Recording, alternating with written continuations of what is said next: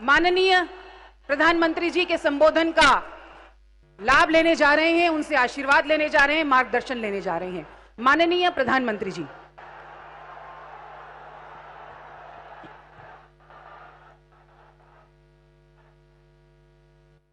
भारत माता की, भारत माता की, भारत माता की। मंच पर विराजमान बिहार के राज्यपाल श्रीमान लालजी टंडन, राज्य के लोकप्रिय मुख्यमंत्री मेरे मित्र श्रीमान नीतीश बाबू, केंद्र में मंत्रिपरिषद के मेरे साथी श्रीमान रामविलास पासवान जी, श्रीमान रविशंकर प्रसाद जी, राज्य के उप मुख्यमंत्री श्रीमान सुशील कुमार मोदी जी, केंद्र में मंत्रिपरिषद के मेरे साथी श्री गिरिराज सिंह जी, राजकुमार सिंह जी, रामकृपाल यादव जी, अश्विनी कुमार चौबे जी, राज्य सरकार में सभी मंत्रीगण, सांसदगण, मंच पर उपस्थित सभी महानुभाव और विशाल संख्या में पधारे हुए मेरे प्यारे भाइयों और बहनों,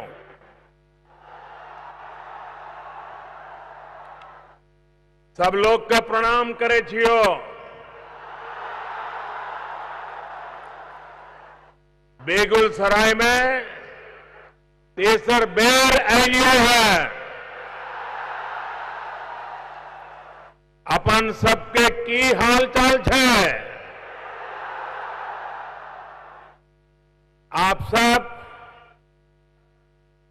इतनी बड़ी भारी संख्या में हम सबको आशीर्वाद देने के लिए पधारे हैं, इसलिए मैं आपका सर झुका करके अभिनंदन करता हूं। मैं देख पा रहा हूं कि पटना से भी वीडियो के माध्यम से अनेक लोग जुड़े हैं। पटना और हजारीबाग में हो रहे कार्यक्रम में उपस्थित सभी लोगों को मैं प्रणाम करता हूं। साथियों, आदि कुंभस्थली सिमरिया धाम जहां पर है, बिहार केसरी श्री कृष्ण सिंह ने जहां सत्याग्रह किया, राष्ट्र कवि रामधारी सिंह दिनकर जैसे मनीषी जिसने देश को दिए, उस बेगूसराय की बिहार की पवित्र माटी को मैं प्रणाम करता हूं।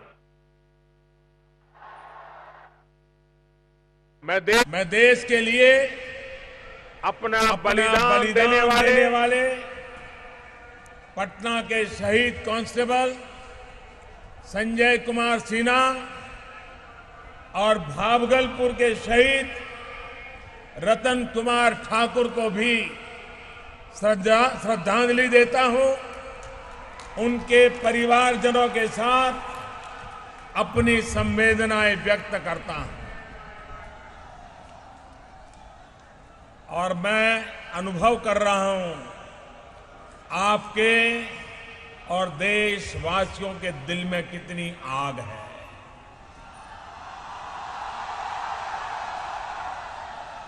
जो आग आपके दिल में है, वही आग मेरे दिल में भी है।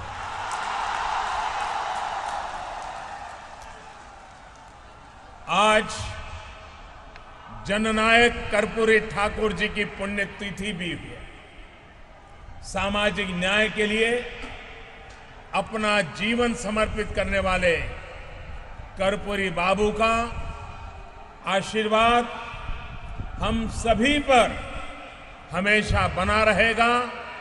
इस कामना के साथ मैं उन्हें अपनी श्रद्धांजलि अर्पित करता हूं। साथियों, आज बिहार के समग्र विकास के लिए हजारों करोड़ की दर्जनों परियोजनाओं का लोकार्पण, उद्घाटन और शिलान्यास किया गया है। इसमें पटना को और इस शहर को स्मार्ट बनाने से जुड़े प्रोजेक्ट हैं। बिहार के औद्योगिक विकास और युवाओं को रोजगार से जुड़े प्रोजेक्ट हैं और बिहार के हर व्यक्ति के लिए स्वास्थ्य सुविधाएं बढ़ाने वाली परियोजनाएं भी इसमें शामिल हैं। इन तमाम प्रोजेक्ट्स के लिए मैं आप सभी जनों को, नीतीश बाबू और उनकी पूरी टीम को बहुत बहुत बधाई देता हूं। आज हमारे बीच भोला बाबू होते तो उन्हें बहुत ही प्रसन्नता होती। साथियों, जैसे भारत के पश्चिमी छोर पर आर्थिक गतिविधियां होती हैं, उसकी बराबरी करने की, बल्कि मैं कहूंगा कि उससे भी आगे निकलने की ताकत हमारे बिहार और पूर्वी भारत में है। जिस प्रकार एनडीए सरकार बिहार समेत पूर्वी भारत के विकास के लिए, आधुनिक इंफ्रास्ट्रक्चर के लिए एक के बाद एक परियोजनाएं शुरू कर रही है, वो दिन दूर नहीं है जब ये क्षेत्र देश के विकास को नई रफ्तार देने वाला अहम क्षेत्र बन जाएगा।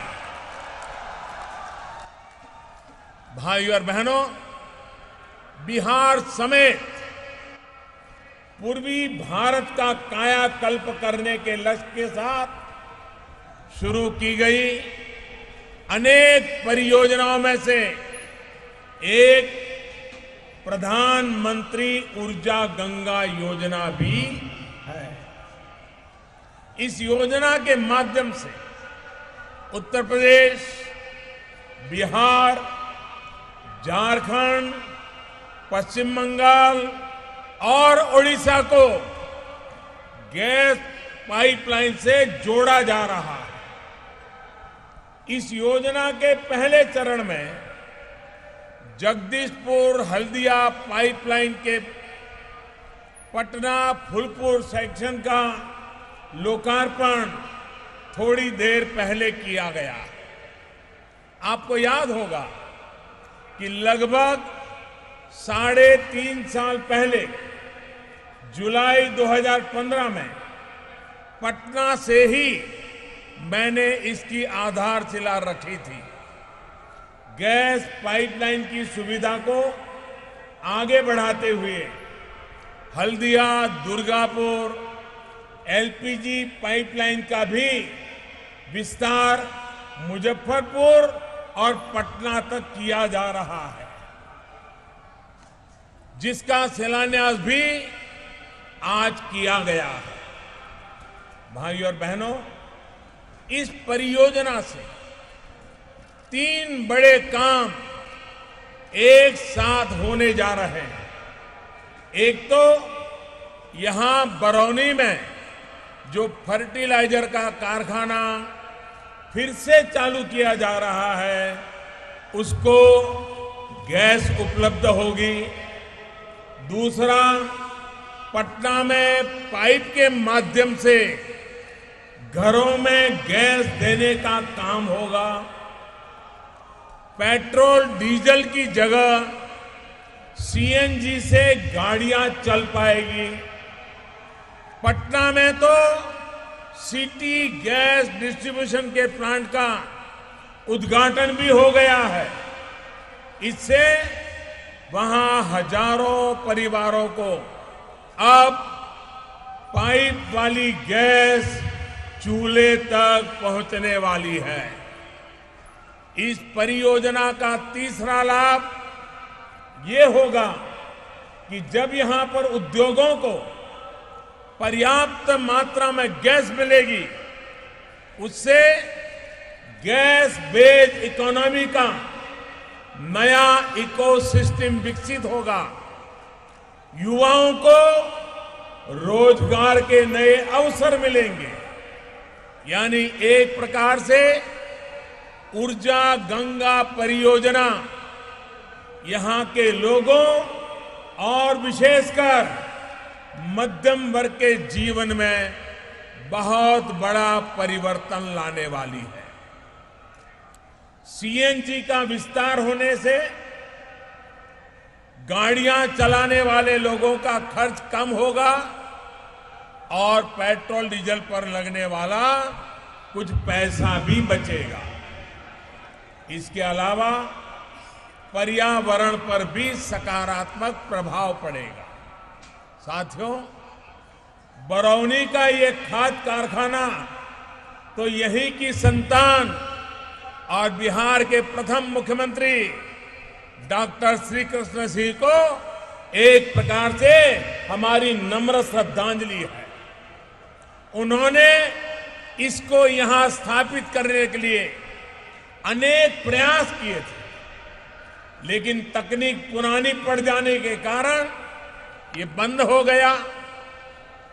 अब जब हम यहां गैस पहुंचाने में सक्षम हुए हैं तो इसको गैस आधारित बना दिया गया है। भाइयों और बहनों, बरौनी के अलावा गोरखपुर, सिंधी और ओडिशा के तालचेर में भी ऐसे कारखानों को पुनर्जीवित करने का काम तेजी से चल रहा है।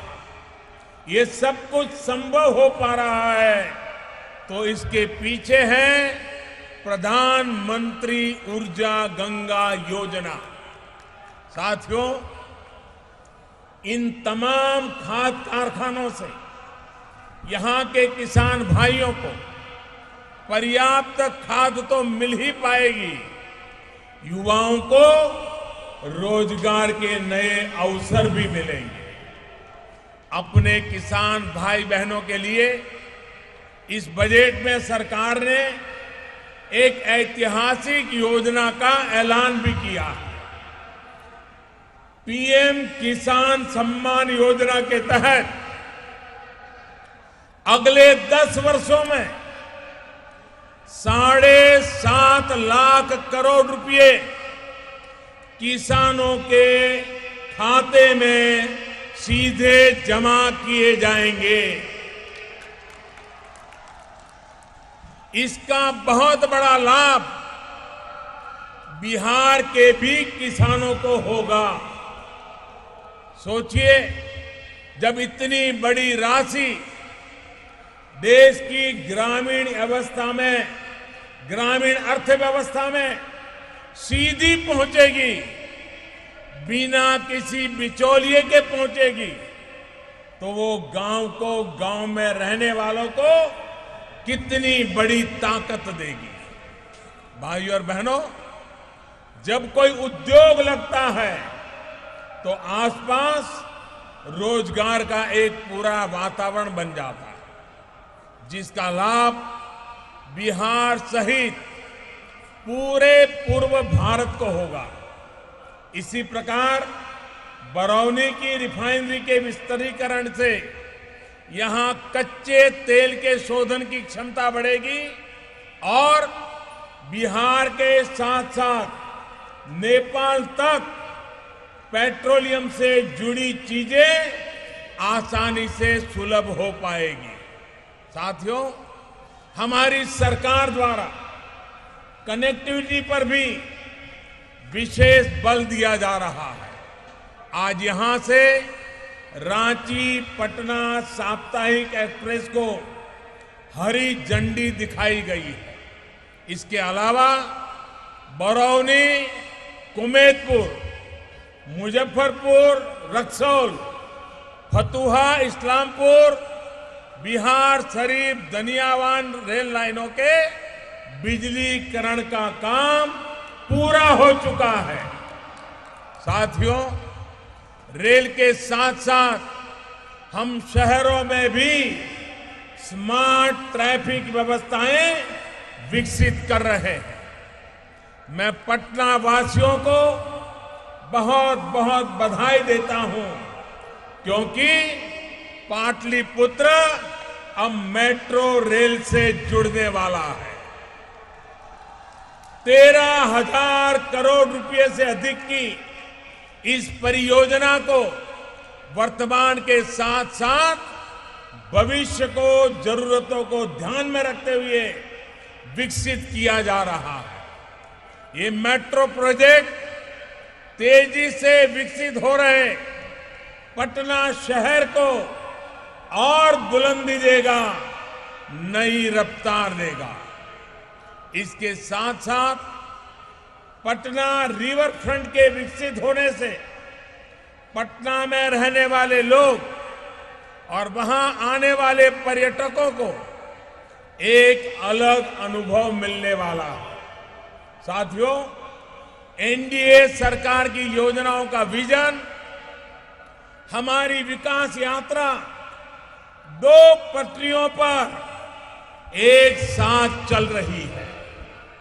पहली पटरी है इंफ्रास्ट्रक्चर से जुड़ी योजनाएं, औद्योगिक विकास, लोगों को आधुनिक सुविधाएं, और दूसरी पटरी है उन वंचितों, शोषितों, पीड़ितों का जीवन आसान बनाना, जो पिछले 70 वर्षों से मूलभूत सुविधाओं के लिए संघर्ष कर रहे हैं, उन सुविधाओं से वंचित है। अपने उन भाई बहनों के लिए पक्के घर बनाना, उनकी रसोई को धुएं से मुक्त करना, गैस कनेक्शन देना, उनके घरों को बिजली से रोशन करना, शौचालयों का निर्माण, उनको इलाज की सुविधा देना, दवाई का खर्च बचाना, बेटियों के लिए शिक्षा की व्यवस्था करना, ऐसी अनेक योजनाएं हमारी सरकार ने चलाई है। न्यू इंडिया का रास्ता इन्हीं 2 पटरियों से होते हुए गुजरता है। केंद्र सरकार की आवास योजनाओं के तहत बिहार में गरीबों के लिए 18 लाख से अधिक घर बन चुके हैं। इसमें 50,000 से अधिक यही बेगूसराय में बने हैं। इसी तरह अमृत मिशन के तहत बिहार के 27 शहरों जैसे आरा, हाजीपुर, पटना, सासाराम, मोतिहारी, भागलपुर, मुंगेर, सीवान को आधुनिक सुविधाओं से जोड़ा जा रहा है।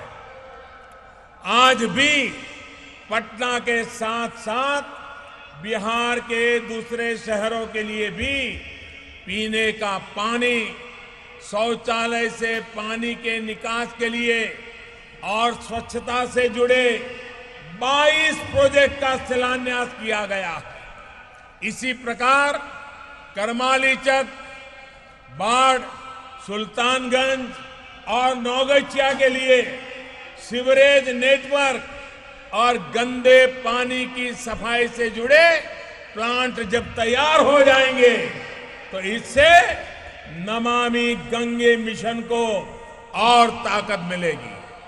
हमारे ये शहर भी साफ सुथरे रहेंगे, यहाँ का पानी स्वच्छ रहेगा।